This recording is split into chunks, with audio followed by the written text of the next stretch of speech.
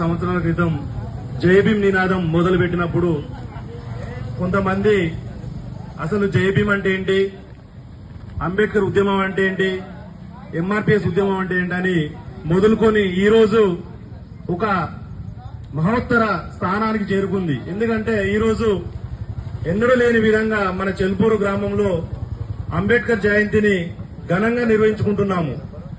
దానికి కారణము మన దగ్గర కొంతమంది మొదటి తరం వాళ్ళు అంబేద్కర్ గారిని మన చెల్పూరు గ్రామానికి పరిచయం చేశారు.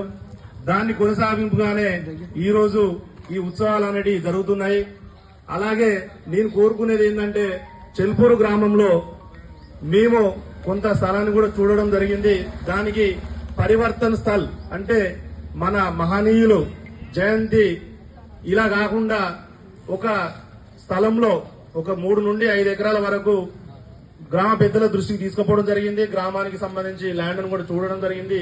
దాన్ని పెద్దల దగ్గరనే ఉంచడం జరిగింది. వాళ్ళు ఈ గ్రామానికి మునుముందు మనం అభివృద్ధి చెందుతున్న గ్రామం కాబట్టి, పెద్ద గ్రామం కాబట్టి ఒక స్థలాన్ని కేటాయించుకొని మన ముందు కార్యక్రమాలు మహాత్మా జ్యోతిరావు పూలే, సావిత్రిబాయి పూలే, ఛత్రపతి సాహు మహారాజు, పెరియార్ రామస్వామి, బాబాసాహెబ్ అంబేద్కర్ కాన్స్వామి గారి జయంతిని ఒక పండుగ వాతావరణం మన గ్రామంలో చేసుకోవడానికి వీలుంటది. కాబట్టి మన గ్రామంలో ఆ స్థలం కోసం కూడా గ్రామ పెద్దలు మరియు సర్పంచ్ గారు, పెద్దలు వెంకన్న గారు కూడా కృషి చేయాలని కోరుకుంటూ, డాక్టర్ బిఆర్ అంబేద్కర్ చెప్పిన నినాదము బోధించు.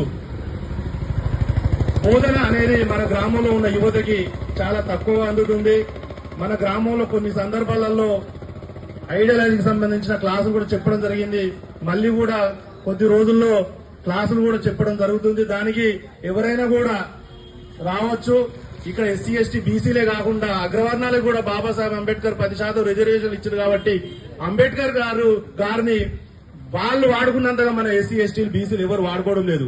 ఎందుకంటే 10% రిజర్వేషన్లు అనేది వాళ్ళు పోరాడకుంటేనే రిజర్వేషన్ తెచ్చుకున్నారు. మనం నిత్యం పోరాడుకుంటా కూడా ఉన్న 15% రిజర్వేషన్ ని సక్రమంగా, అలాగే 7% రిజర్వేషన్ ని సక్రమంగా మనం వాడుకోవడం లేదంటే మనకు చదువు లేదు. కనీసానికి ఓపెన్ డిగ్రీనో, ఓపెన్ ఇంటర్, ఓపెన్ 10th కనీసానికి చదువుకోకుండా చెడు తిరుగుళ్లకు ఇంతకుముందు పెద్దలు అన్నట్టు వివిధ మాదక ద్రవ్యాలకు, మద్యానికి, మత్తుకు అలవాటు పడుతున్నారు. అలా కాకుండా మన దగ్గర ఎన్నో ఉపాధి అవకాశాలు ఉన్నాయి కాబట్టి దాన్ని సద్వినియోగం చేసుకోవడానికి కనీసము డిగ్రీ విద్యార్హతగా ఓపెన్ గానైనా చేసి కనీసానికి మహనీయుల చరిత్ర చదువుకుంటే కూడా వారికి ఎంతో కొంత జ్ఞానం వస్తుంది. దానికి తగ్గట్టు ఉపాధి చెందే అవకాశం ఉంటుంది కాబట్టి దాన్ని సద్వినియోగం చేసుకోగలరు. అలాగే సమీకరించు, మన దగ్గర సమీకరణ బాగా జరుగుతుంది. కానీ అది ఎక్కడ వంగడు అక్కడ వేసినట్టే ఉంటుంది. ఎవరి దారి వాళ్ళే పోతున్నారు. ఒక సక్రమమైన నాయకత్వం లేకుండా మన గ్రామంలో ఉంటుంది. అలాగే మనం పోరాటం చేస్తున్నాము.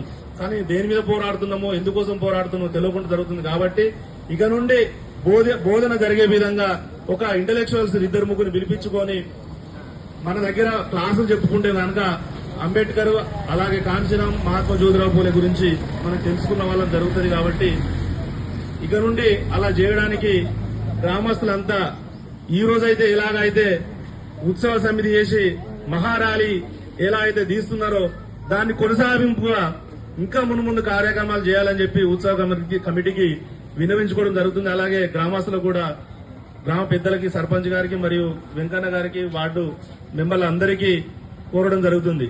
ఈ అవకాశం ఇచ్చిన గ్రామ పాలకవర్గానికి మరియు కార్యదర్శి గారికి మరొకసారి 135 జయంతి శుభాకాంక్షలు తెలియజేస్తూ జై భీమ్.